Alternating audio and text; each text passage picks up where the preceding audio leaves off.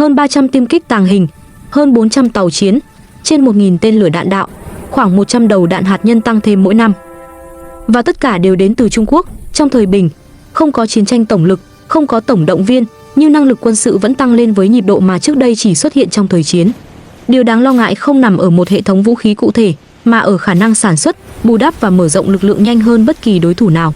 Trong chiến tranh hiện đại, vũ khí không còn tồn tại lâu trên chiến trường, và bên nào thay thế được nhanh hơn sẽ nắm lợi thế. Khi nhà máy trở thành một phần của răn đe chiến lược, cán cân sức mạnh không còn ổn định như trước. Đây không phải câu chuyện ai mạnh hơn hôm nay, mà là câu hỏi nguy hiểm hơn, nếu cạnh tranh kéo dài, ai sẽ cạn trước? Và chính câu hỏi đó đang buộc Mỹ và thế giới phải nhìn lại toàn bộ cách họ hiểu về sức mạnh quân sự. Nếu bạn muốn hiểu vì sao tốc độ chế tạo vũ khí của Trung Quốc đang trở thành một yếu tố gây bất ổn mới, hãy tiếp tục theo dõi và đăng ký kênh Hồ sơ Quân giới. Tốc độ sản xuất vũ khí của Trung Quốc không phải là một cảm nhận mơ hồ hay ấn tượng truyền thông, mà là điều có thể quan sát được thông qua nhịp độ triển khai thực tế trên nhiều lĩnh vực cùng lúc. Trong một khoảng thời gian tương đối ngắn, Trung Quốc đồng thời mở rộng lực lượng không quân với số lượng lớn máy bay chiến đấu hiện đại, liên tục hạ thủy các tàu chiến mới, mở rộng mạng lưới tên lửa các loại và đẩy mạnh phát triển các hệ thống không người lái. Điểm then chốt không nằm ở việc từng loại vũ khí này có tính năng vượt trội đến đâu, mà ở việc chúng xuất hiện với tần suất dày và đều, tạo cảm giác như cả một dây chuyền công nghiệp đang hoạt động liên tục phía sau. Ở lĩnh vực không quân, việc số lượng tiêm kích tàng hình tăng nhanh là một dấu hiệu rõ ràng. Trong khi Mỹ mất nhiều năm để phát triển, hoàn thiện và duy trì một lực lượng tiêm kích tàng hình với quy mô hạn chế, Trung Quốc lại cho thấy khả năng mở rộng số lượng trong thời gian ngắn hơn rất nhiều. Điều này không có nghĩa là từng chiếc máy bay đều ngang bằng nhau về trình độ công nghệ, nhưng nó cho thấy một điều quan trọng hơn.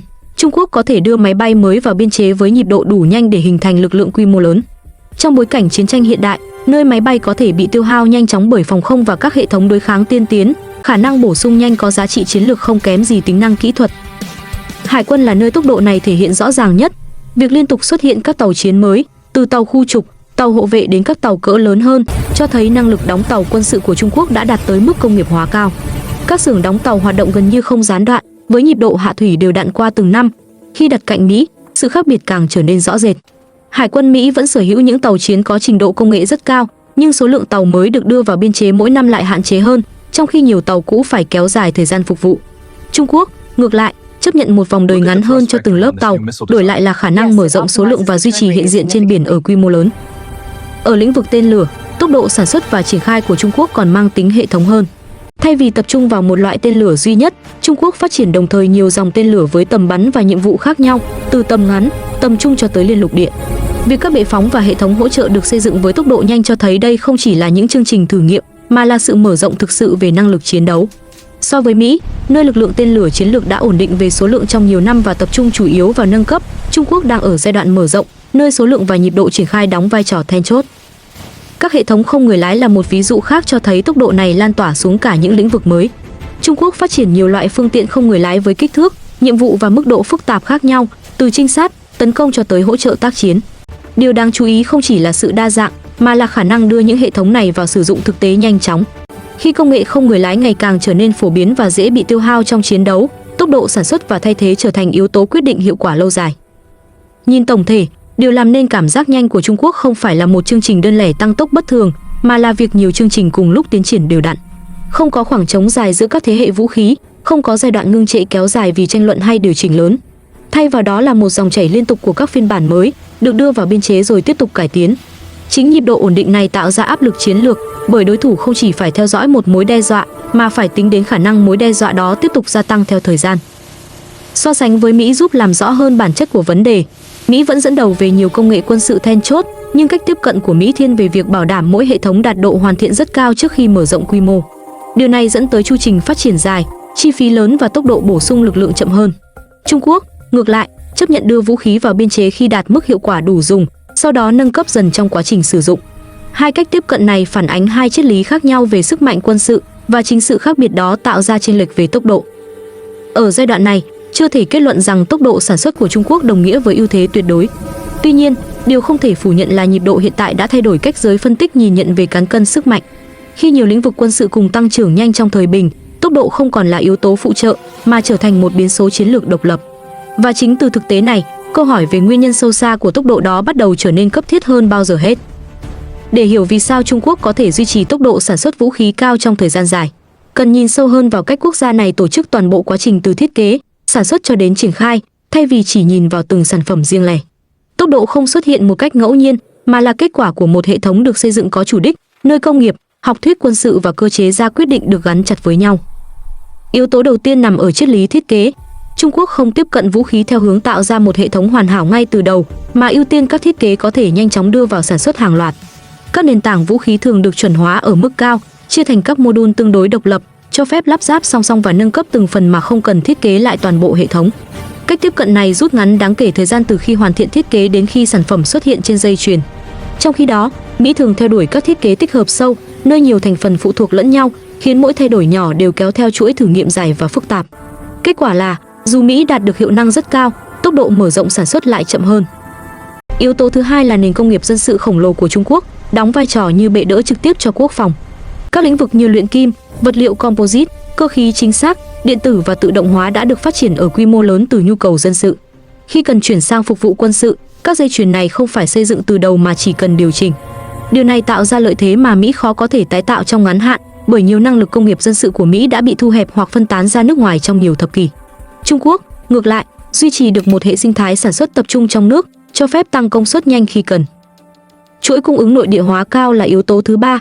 Phần lớn linh kiện, vật liệu và hệ thống phụ trợ cho vũ khí Trung Quốc được sản xuất trong nước. Điều này không chỉ giảm phụ thuộc bên ngoài, mà còn rút ngắn thời gian điều phối giữa các nhà cung cấp. Khi một chương trình cần tăng tốc, việc điều chỉnh sản lượng có thể diễn ra nhanh hơn nhiều so với các chuỗi cung ứng phân mảnh. Ở Mỹ, mỗi dự án lớn thường liên quan đến hàng chục nhà thầu chính và hàng trăm nhà thầu phụ, trải rộng trên nhiều bang, thậm chí nhiều quốc gia. Cấu trúc này bảo đảm tính minh bạch và kiểm soát chất lượng, nhưng đồng thời tạo ra độ trễ lớn trong việc mở rộng sản xuất. Yếu tố thứ tư nằm ở cơ chế tổ chức và ra quyết định. Trung Quốc có khả năng tập trung nguồn lực vào các ưu tiên chiến lược trong thời gian dài, với ít thay đổi đột ngột về định hướng. Khi một chương trình được xác định là quan trọng, nó có thể được duy trì liên tục qua nhiều năm mà không bị gián đoạn bởi tranh luận ngân sách hay thay đổi chính sách ngắn hạn. Ở Mỹ, các chương trình quốc phòng lớn thường chịu ảnh hưởng trực tiếp từ chu kỳ chính trị, tranh luận tại Quốc hội và áp lực ngân sách. Điều này không làm suy yếu chất lượng, nhưng làm chậm nhịp độ và khiến việc tăng tốc đột ngột trở nên khó khăn hơn. Yếu tố thứ năm, và cũng là yếu tố thường bị đánh giá thấp, là học thuyết quân sự. Trung Quốc coi tốc độ sản xuất và khả năng mở rộng lực lượng là một phần của răn đe. Trong tư duy này, đối thủ không chỉ phải tính đến kho vũ khí hiện có, mà còn phải đối mặt với khả năng kho đó tiếp tục tăng lên trong tương lai gần. Mỹ, ngược lại, tập trung nhiều hơn vào độ tin cậy dài hạn và khả năng duy trì ưu thế công nghệ. Hai cách tiếp cận này không loại trừ lẫn nhau, nhưng dẫn tới những kết quả rất khác nhau về nhịp độ sản xuất. Sự khác biệt còn thể hiện ở cách hai bên chấp nhận rủi ro. Trung Quốc sẵn sàng đưa vũ khí vào biên chế khi đạt mức hiệu quả đủ dùng, sau đó cải tiến trong quá trình vận hành. Mỹ thường muốn giảm thiểu rủi ro bằng cách thử nghiệm kỹ lưỡng trước khi triển khai rộng rãi. Cách làm của Trung Quốc giúp rút ngắn thời gian ban đầu, nhưng có thể dẫn tới việc phải điều chỉnh nhiều hơn về sau. Cách làm của Mỹ kéo dài giai đoạn phát triển, nhưng đổi lại là sự ổn định và độ tin cậy cao ngay khi vũ khí được đưa vào sử dụng. Tuy nhiên, tốc độ cao cũng không phải không có cái giá. Việc mở rộng nhanh có thể tạo áp lực lên kiểm soát chất lượng, đào tạo nhân lực và bảo đảm hậu cần. Trung Quốc đã và đang phải đối mặt với những thách thức này, đặc biệt khi quy mô lực lượng tăng nhanh. Mỹ, với tốc độ chậm hơn, có lợi thế trong việc duy trì tiêu chuẩn đồng đều và hệ thống bảo trì lâu dài. Điều này cho thấy tốc độ không phải là ưu thế tuyệt đối, mà là một lựa chọn chiến lược đi kèm với những đánh đổi nhất định. Dù vậy, khi đặt trong bối cảnh cạnh tranh kéo dài, những yếu tố trên hợp lại tạo thành một bức tranh rõ ràng. Trung Quốc không chế tạo vũ khí nhanh vì một yếu tố đơn lẻ, mà vì họ đã xây dựng một hệ thống nơi tốc độ được ưu tiên từ khâu thiết kế cho đến khâu triển khai. Khi so sánh với Mỹ, sự khác biệt này trở nên nổi bật hơn, bởi nó phản ánh hai cách tiếp cận hoàn toàn khác nhau đối với sức mạnh quân sự. Và chính từ nền tảng này, tốc độ sản xuất bắt đầu vượt ra ngoài phạm vi công nghiệp, trở thành một yếu tố chiến lược có khả năng tác động lâu dài đến cán cân sức mạnh toàn cầu. Khi tốc độ sản xuất vũ khí đạt đến một ngưỡng nhất định, nó không còn đơn thuần là vấn đề công nghiệp hay hậu cần, mà bắt đầu tác động trực tiếp đến cách các quốc gia xây dựng chiến lược và đánh giá rủi ro. Với Trung Quốc, tốc độ chế tạo không chỉ giúp mở rộng lực lượng, mà còn tạo ra một tầng răn đe mới, khác với cách răn đe truyền thống vốn dựa chủ yếu vào số lượng vũ khí hiện có hoặc sức mạnh công nghệ vượt trội. Trong tư duy chiến lược cổ điển, cán cân sức mạnh thường được tính toán dựa trên kho vũ khí đang triển khai, bao nhiêu tàu, bao nhiêu máy bay, bao nhiêu tên lửa sẵn sàng chiến đấu.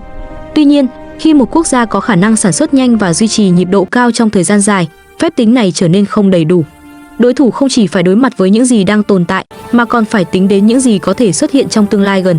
Chính khả năng chưa đánh đã có thể bổ sung này tạo ra áp lực chiến lược lớn hơn nhiều so với những con số tĩnh. Trong bối cảnh chiến tranh hiện đại, nơi các hệ thống vũ khí ngày càng dễ bị phát hiện và tiêu hao, tốc độ bù đắp trở thành yếu tố sống còn. Máy bay có thể bị bắn hạ, tàu chiến có thể bị đánh chìm, tên lửa có thể bị tiêu thụ nhanh chóng trong các đợt giao tranh cường độ cao. Khi đó, lợi thế không chỉ thuộc về bên có vũ khí tốt hơn, mà thuộc về bên có thể nhanh chóng đưa lực lượng mới vào thay thế. Trung Quốc, với khả năng duy trì sản xuất ở mức cao, đang gửi đi một thông điệp ngầm rằng tổn thất có thể được bù đắp nhanh hơn, qua đó làm giảm hiệu quả của chiến lược tiêu hao từ phía đối thủ. So sánh với Mỹ càng làm rõ hơn ý nghĩa của tốc độ này. Mỹ vẫn sở hữu ưu thế công nghệ ở nhiều lĩnh vực then chốt, nhưng lực lượng quân sự của Mỹ được xây dựng dựa trên giả định rằng các hệ thống chủ lực sẽ có vòng đời dài và ít bị tiêu hao trong thời gian ngắn. Điều này phù hợp với các chiến dịch viễn chinh hoặc các cuộc xung đột cường độ thấp, nhưng trong kịch bản cạnh tranh kéo dài với một đối thủ ngang tầm, tốc độ bổ sung lực lượng trở thành một biến số khó bỏ qua.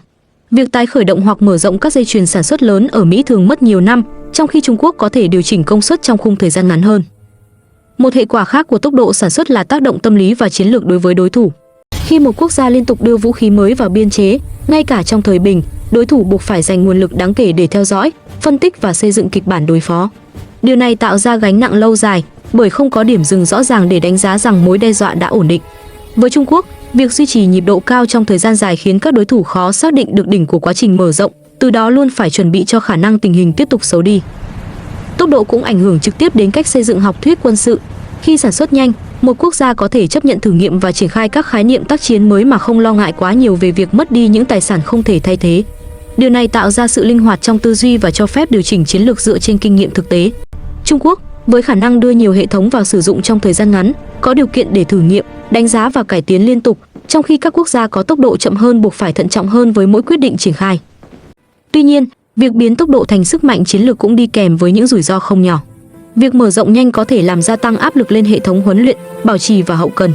Một lực lượng lớn nhưng thiếu đồng bộ hoặc thiếu nhân sự được đào tạo đầy đủ có thể gặp khó khăn trong việc phát huy hiệu quả thực tế. Trung Quốc phải đầu tư song song vào đào tạo con người và xây dựng hệ thống hỗ trợ để đảm bảo rằng tốc độ sản xuất không vượt quá khả năng hấp thụ của lực lượng. Đây là thách thức mà mọi cường quốc từng trải qua khi mở rộng quân đội với quy mô lớn. Mỹ, trong khi đó, lại chọn cách tiếp cận ngược lại. Tốc độ chậm hơn giúp bảo đảm rằng mỗi hệ thống khi được triển khai đều đi kèm với một hệ sinh thái huấn luyện, bảo trì và hỗ trợ hoàn chỉnh. Điều này tạo ra độ ổn định cao, nhưng cũng khiến việc điều chỉnh nhanh trong các kịch bản khẩn cấp trở nên khó khăn. Sự khác biệt này không phản ánh đúng hay sai, mà phản ánh hai cách nhìn khác nhau về bản chất của sức mạnh quân sự trong thế kỷ 21. Ở tầm chiến lược dài hạn, tốc độ sản xuất của Trung Quốc đang đặt ra một thách thức mới cho trật tự an ninh toàn cầu. Các quốc gia không chỉ phải đầu tư vào phòng thủ và công nghệ, mà còn phải suy nghĩ về khả năng duy trì cạnh tranh trong một môi trường nơi sản xuất nhanh trở thành yếu tố quyết định. Điều này có thể dẫn tới sự điều chỉnh trong chính sách công nghiệp quốc phòng của nhiều nước, khi họ nhận ra rằng năng lực nhà máy và chuỗi cung ứng có thể quan trọng không kém gì phòng thí nghiệm và trung tâm nghiên cứu. Cuối cùng, điều quan trọng nhất cần nhấn mạnh là tốc độ không tồn tại trong khoảng trống. Nó chỉ trở thành sức mạnh khi được kết hợp với chiến lược, tổ chức và mục tiêu rõ ràng. Trung Quốc đã và đang cho thấy họ coi tốc độ sản xuất như một phần không thể tách rời của sức mạnh quốc gia. Khi đặt cạnh Mỹ và các cường quốc khác, sự khác biệt này làm thay đổi cách đánh giá về cán cân sức mạnh. Không chỉ là câu hỏi ai có vũ khí tốt hơn hôm nay, mà là ai có thể duy trì và mở rộng sức mạnh đó trong ngày mai. Và chính ở điểm này, tốc độ sản xuất của Trung Quốc đang trở thành một yếu tố chiến lược có sức nặng ngày càng lớn. Nhìn lại toàn bộ bức tranh, có thể thấy rõ rằng tốc độ sản xuất vũ khí của Trung Quốc không phải là hiện tượng nhất thời, cũng không chỉ là kết quả của một vài chương trình tăng tốc riêng lẻ.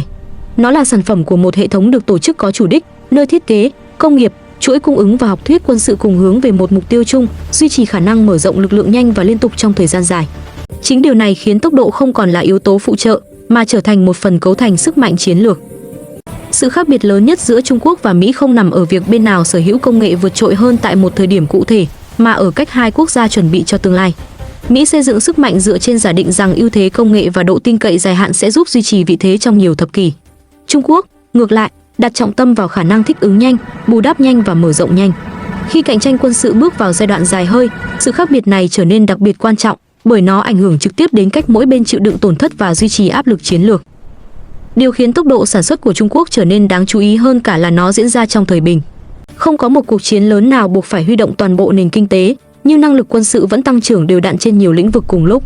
Điều này tạo ra một dạng răn đe mới, không phô trương bằng những tuyên bố cứng rắn, mà bằng cảm giác rằng sức mạnh có thể tiếp tục gia tăng bất cứ lúc nào. Đối với các đối thủ, việc phải tính đến khả năng này khiến mọi kịch bản chiến lược trở nên phức tạp hơn. Tuy nhiên, tốc độ cũng không phải là vũ khí tuyệt đối. Việc mở rộng nhanh luôn đi kèm với những thách thức về chất lượng, đào tạo nhân lực và khả năng vận hành hiệu quả. Trung Quốc vẫn phải chứng minh rằng họ có thể duy trì sự cân bằng giữa số lượng và hiệu quả trong dài hạn. Mỹ, với tốc độ chậm hơn, lại có lợi thế về độ ổn định và khả năng tích hợp sâu giữa con người, công nghệ và học thuyết. Hai cách tiếp cận này phản ánh hai lựa chọn chiến lược khác nhau và chưa có câu trả lời dứt khoát cho việc lựa chọn nào sẽ chiếm ưu thế trong mọi kịch bản. Dẫu vậy, có một điều khó phủ nhận, tốc độ sản xuất vũ khí của Trung Quốc đã buộc thế giới phải nhìn lại cách đánh giá sức mạnh quân sự. Trong thế kỷ 21, nhà máy, dây chuyền và chuỗi cung ứng không còn đứng sau chiến trường mà trở thành một phần trực tiếp của răn đe chiến lược. Hiểu được điều đó là chìa khóa để theo dõi những biến chuyển lớn của cán cân quyền lực toàn cầu trong những năm tới. Nếu bạn muốn tiếp tục khám phá những hồ sơ phân tích sâu, trung lập và dựa trên dữ liệu về sức mạnh quân sự và các cuộc cạnh tranh chiến lược, hãy nhấn đăng ký kênh Hồ sơ Quân giới để không bỏ lỡ những tập tiếp theo.